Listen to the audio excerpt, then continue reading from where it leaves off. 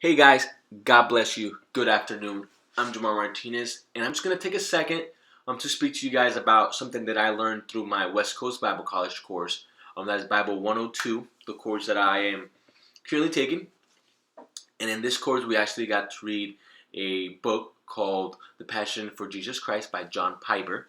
And then in this book, it gives us 50 reasons why Christ suffered for us, for our sins, for our marriages, and for many other things. So, in one of these reasons, actually, Christ suffered to give deeper meaning to marriages.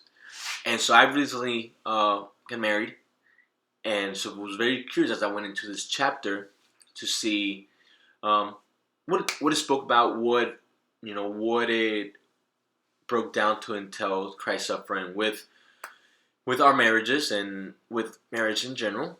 And so as I went about reading this chapter, just pretty much to summarize it, it speaks about how our marriages are a representation of the relationship that Christ had with his people in the world.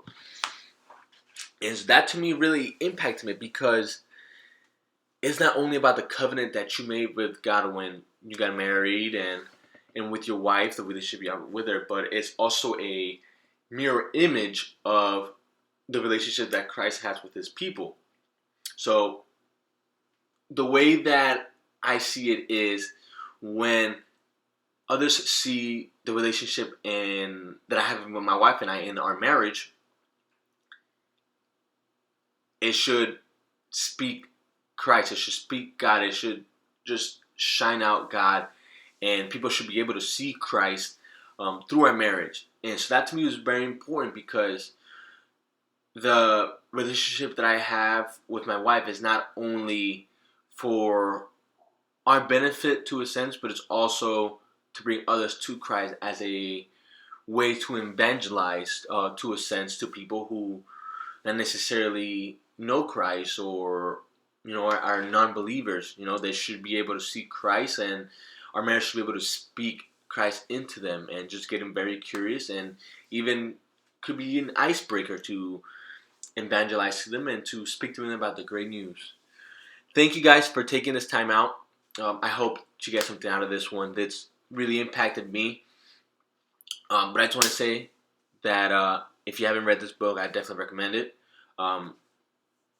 It broke down into details a lot, and it really changed my perspective on a lot of things and a lot of reasonings behind Christ suffering for us. So have a good afternoon, guys. God bless you. See you later.